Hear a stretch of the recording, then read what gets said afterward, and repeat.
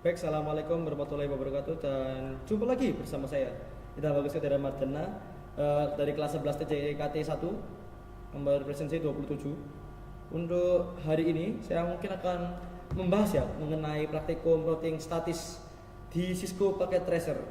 Jadi bagaimana untuk konfigurasinya dan skenario-nya, langsung saja kita simak. Baik, di sini saya diberikan sebuah modul oleh guru pengajar PPJ PKPJ saya. Praktikum ini praktikum ketiga ya tentang routing statis. Tujuannya itu kita untuk mengetahui cara kerja routing statik dan juga melakukan simulasi routing statik dengan Cisco Packet Tracer. Routing statik itu sendiri itu sebuah routing yang dilakukan oleh administrator untuk mengkonfigurasi informasi mengenai sebuah jaringan dengan cara manual, tidak otomatis ya.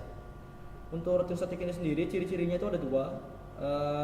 Jalur spesifiknya itu ditentukan oleh administrator dan juga pengisian tabel routing itu dilakukan secara manual oleh admin jaringan atau administratornya ya. Pengujian routing statik ini dalam sebuah jaringan kecil ataupun menengah itu bukan sebuah problem atau masalah ya. Akan tetapi berapa segi entry itu harus disajikan forwarding table ya pada setiap routernya ya. Nah, cuman yang perlu kita sebagai catatan, bagaimana jika kita misalnya harus melengkapi forwarding table di setiap router yang jumlahnya tidak sedikit pada sebuah jaringan yang besar. Itu yang akan jadi sebuah PR kita kalau misalnya melakukan routing statik secara manual ya. Ada cara kerjanya sini, tambah konfigurasi router ya, dilakukan oleh administrator. Router itu melakukan sebuah routing dengan informasi yang diterima dari sebuah tabel routing. Admin jaringan menggunakan perintah IP route secara manual. Berarti kita akan otomatis menggunakan CLI ya teman-teman. Untuk mengkonfigurasi router dengan routing statik yang jelas itu untuk berguna melewatkan sebuah paket data. Ada beberapa parameter di sini, ada destination, tujuan network mask dan juga biasanya diisi dengan xxxx/x atau slash trafficnya berapa untuk semua jaringannya. Kemudian ada sebuah gateway, datagram yang dicapai melalui sebuah antarmuka atau QI.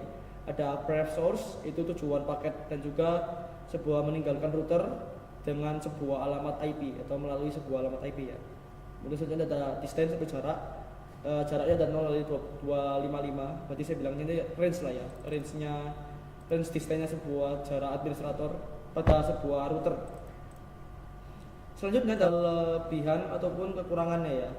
Nah, keuntungannya bisa dibaca sendiri di sini. Ada meringankan kinerja prosesor router. Kemudian bandwidth, tidak ada sebuah bandwidth yang digunakan pertukaran informasi. Routing statik ini juga lebih aman dibandingkan yang dynamic. Kemudian routing statik ini kebal dari segala usaha hacker untuk mengspoof. Kerugian ada administrator ini harus mengetahui semua informasi, jelas ya, pasti mengetahui. Hanya dapat digunakan untuk sebuah jaringan dengan skala kecil.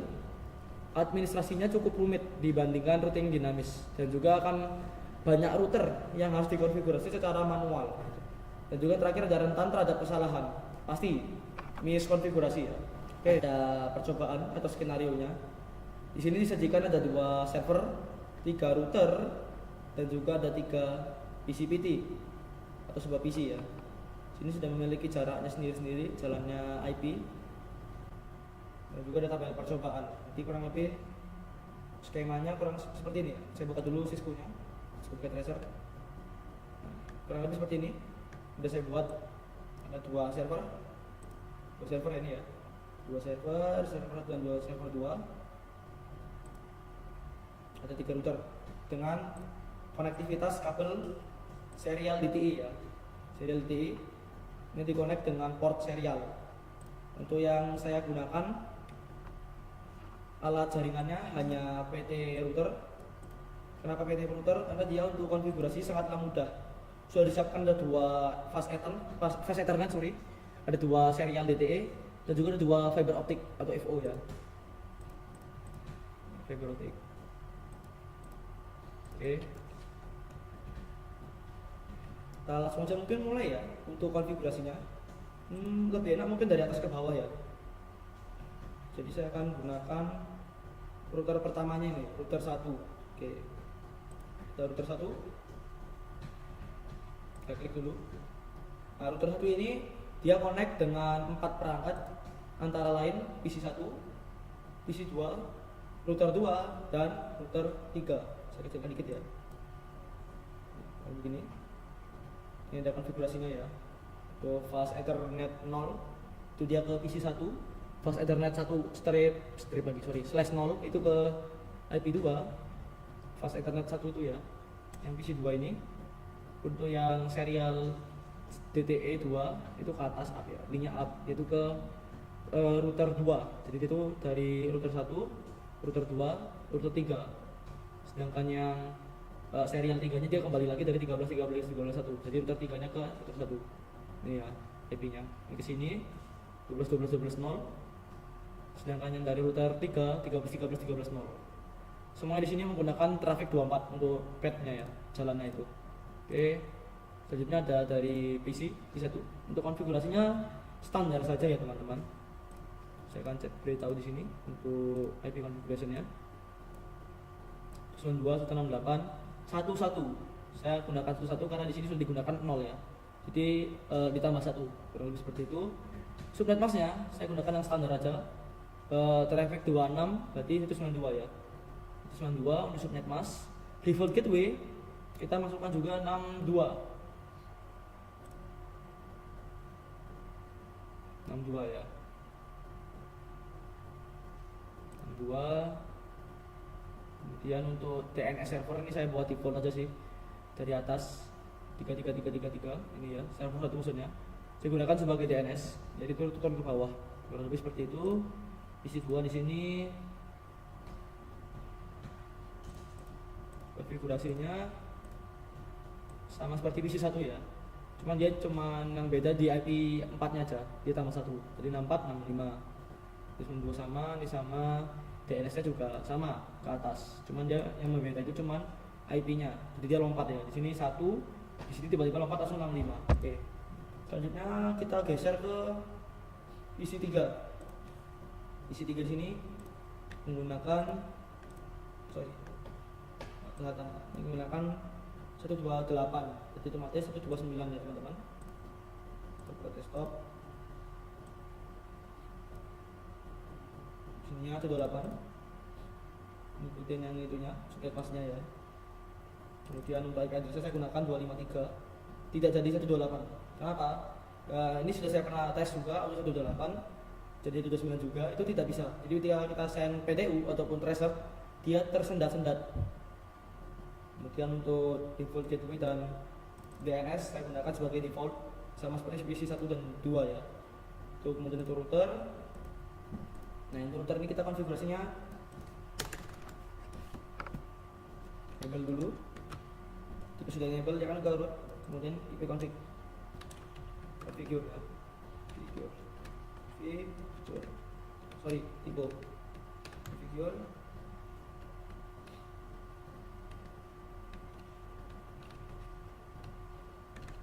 Nggak bisa dihapus.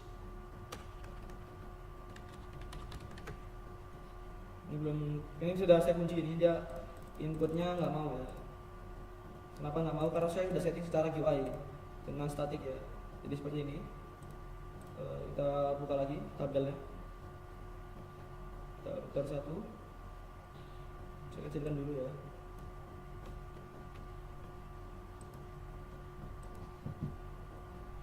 Sorry. Kurang lebih seperti ini.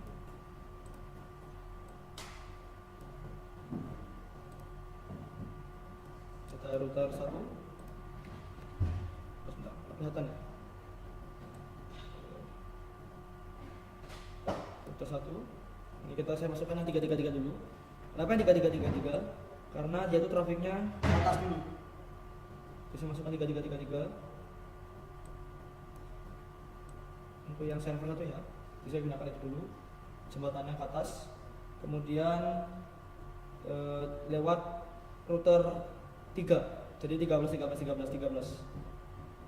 Kemudian selanjutnya ada 43 itu yang server 2. Ini ya, server 2 dengan jalur yang sama yaitu router 3. Dan terakhir ini ada 192, 168, 128. Itu ada PC 3 ini ya. Saya gunakan jalurnya router 2 ini, router 2. Saya kembali ke router 1 lebih seperti itu. Untuk inputnya cukup diketikkan saja ya, tiap-tiap router ini, router destination atau network destinationnya, kemudian net mask, juga ada next hop atau gateway. Sini network ya, network next hop, sorry, saya masukkan sini.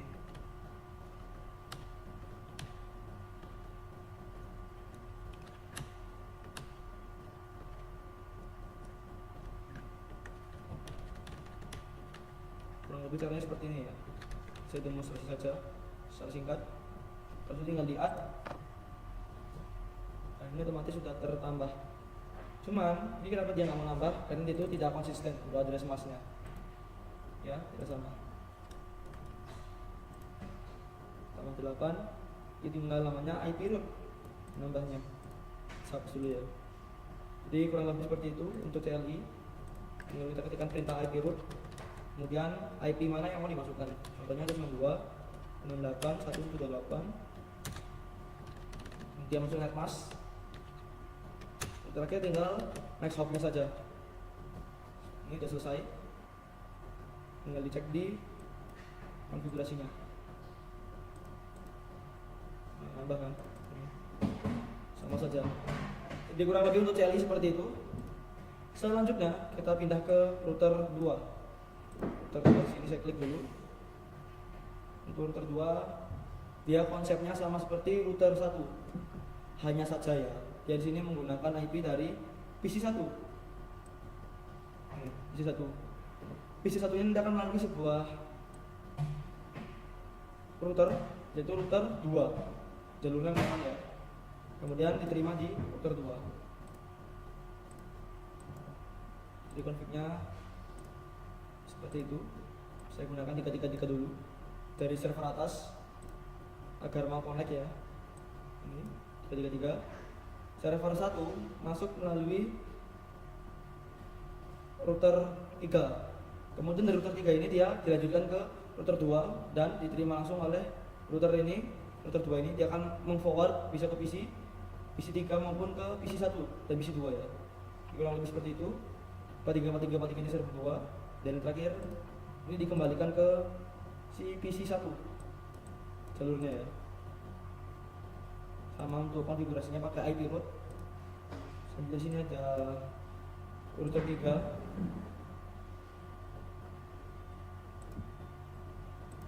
Ini ada 2 saja ya teman-teman. Kenapa cuma 2? Karena saya lanjutkan dari PC ini, PC 1 yang 025 dan juga dari PC 3 itu 0 ya, ini PC 3. Jadi karena di sini kita mengetikkan 0, otomatis kan untuk device dia kan nambah 1 ya. Kalau misalnya 0 juga dia tambahkan. Itu alasannya kenapa saya tambah 1 ya. Kemudian di server sekarang ya, server konfigurasinya standar saja. Saya gunakan 33333 kemudian 1. Ini nambah 1. Untuk subnet mask kita defaultkan 255 255 2550. Untuk gateway-nya saya gunakan yang 333 tapi 3. DNS saya biarkan. Kenapa saya biarkan? Karena dia di sini tidak support DNS ya. Tidak disuruh memberikan DNS. Jadi saya kosongkan. Sedangkan untuk PC dia akan otomatis connect ke gateway-nya si server 1 melalui sebuah DNS. Jadi DNS-nya otomatis akan jadi 3333 seperti ini.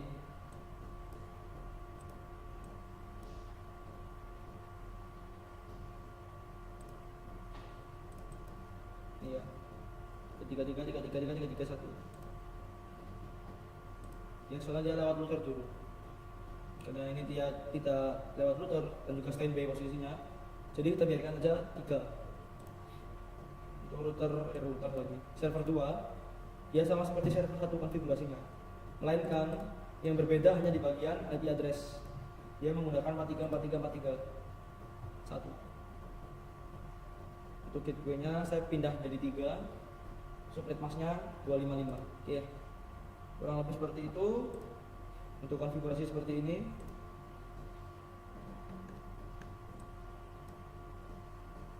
Ini konfigurasinya.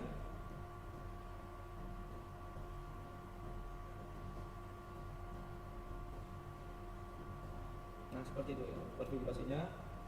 Selanjutnya tinggal kita lakukan pengetesan. Kita lanjut dulu. Jadi ini sudah saya masukkan semua secara manual ya, menggunakan IP route melalui sebuah CLI atau command line interface di router ya. CLI ini ya. Sini.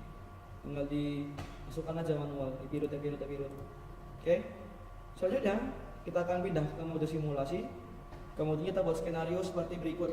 Untuk filternya yang di enable hanya IP versi 4 yaitu ICMP. Oke. Simulation mode soal ICMP ya. ICMP.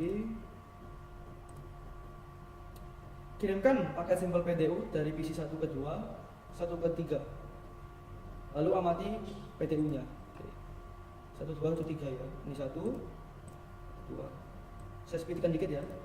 Set. Oh, tidak terlihat, sorry. Saya perlambat dikit. Masih file karena dia masih belum ready ya teman-teman.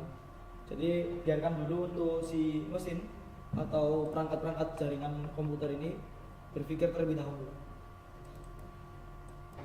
Sorry. Saya reset lagi. Kita ulangi lagi ya. Tes dulu. Oke, sudah. Itu kedua, kita send. Di router 1 dia menerima. Kemudian di forward ke PC 1. Di PC 1 lagi dibaca, lagi dicek lagi. Nah, ini sudah dicek, dia kembalikan lagi melalui router 1 dan akhirnya kembali ke PC 1. Dan ini prosesnya sudah sukses. Oke. Selanjutnya kita ke PC 3. Kirim lagi, kita klik. Kita tunggu bentar.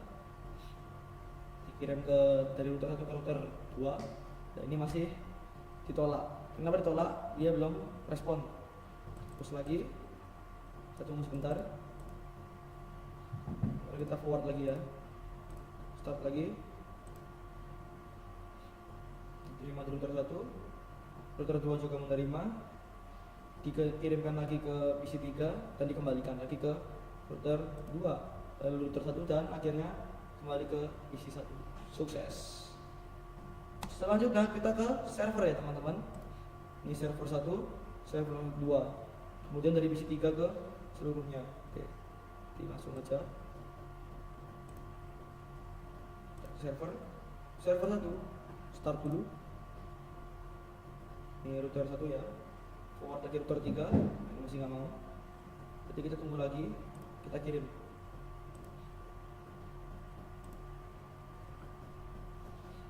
Lagi ya, sorry. Saya delete lagi ya. Karena ini kalau saya tekan fire, dia nge-lag. Karena spesifikasi laptop saya tidak kuat ya. Forward, diterima. Router 2, router 1 ke router 3, router 3 ke server 1, kemudian dikembalikan lagi dari router 3, router 1 dan kembali lagi ke PC 1. Sukses. Next kita ke server 2 ya teman-teman. Server 2 start. Saya start lagi. Error. Start dulu. Saya forward ya. Oke. Kita ulangin. Router 1 diterima. Router 3, server 2. Server 2 mengembalikan ke router 3, dikembalikan lagi ke router 1 dan sampai di PC 1. Berarti untuk PDU dari PC 1 semuanya sukses. Next one kita ke PC 3 teman-teman ya. Lalu dari server. Ya, PC 3 lalu PC server. Oke, let's try. Kita tembak.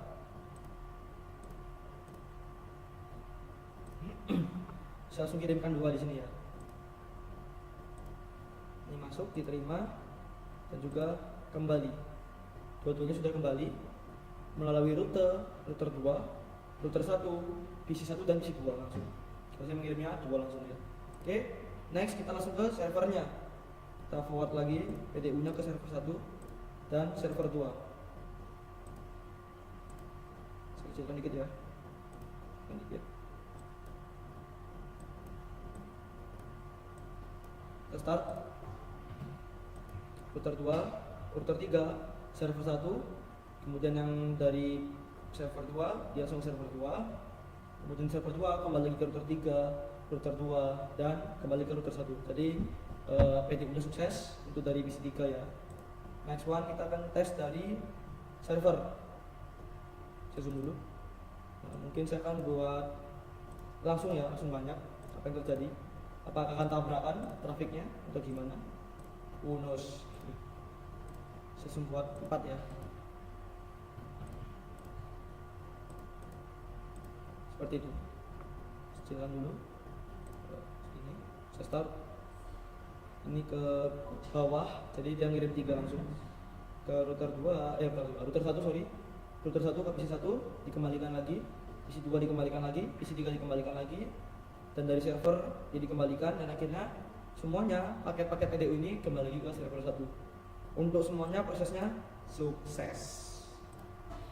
Jadi untuk proses pengiriman PDU ini sudah berhasil lah teman-teman. Next kita akan pindah ke mode real time. Kita coba lagi di mode real time. PC 1 ke PC 2 sukses. 1 ke 3 sukses. Kita akan tes lagi dari PC 2 ke 1 sukses. 2 ke 3 sukses. Oke, jadi aman ya teman-teman. Next kita mungkin tes lagi melalui perintah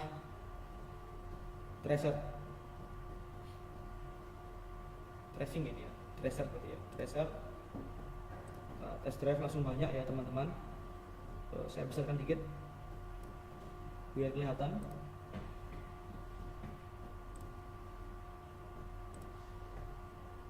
Saya langsung aja berarti ya, langsung real time aja.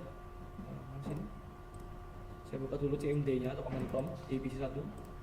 Tracer IP-nya di sini 92.98.1.65. Sukses ya, karena dia satu router yang sama. Walaupun dia ininya istilahnya IP-nya besar atau lebih ya range-nya, dia tetap bisa karena dia masih satu router. Tapi kalau misalnya lakukan tracing tersebut dengan IP konfigurasi yang salah atau konfigurasi dengan salah di router 1, otomatis dia gak akan nyambung ya teman-teman. Next kita ke PC 3. Reset lagi. 1, 2, 9. Oh sorry, salah. Ini routernya, IP-nya bukan 28 ya. Saya ubahnya 253 oh ya. 253 teman-teman, jadi salah. 253.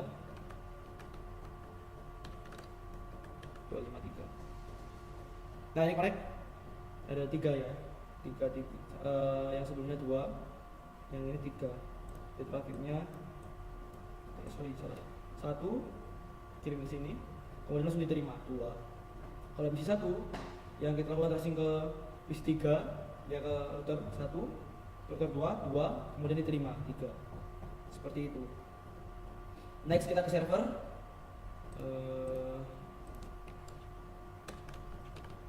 333 ya, 333. Nah, cuman 2.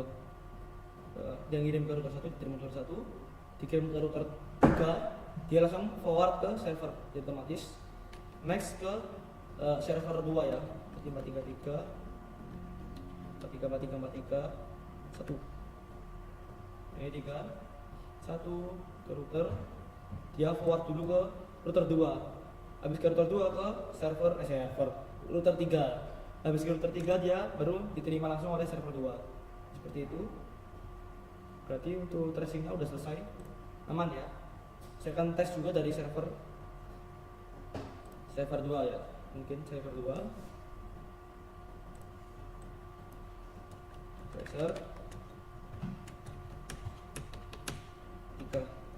cuma satu kali dipantulin masuk aman.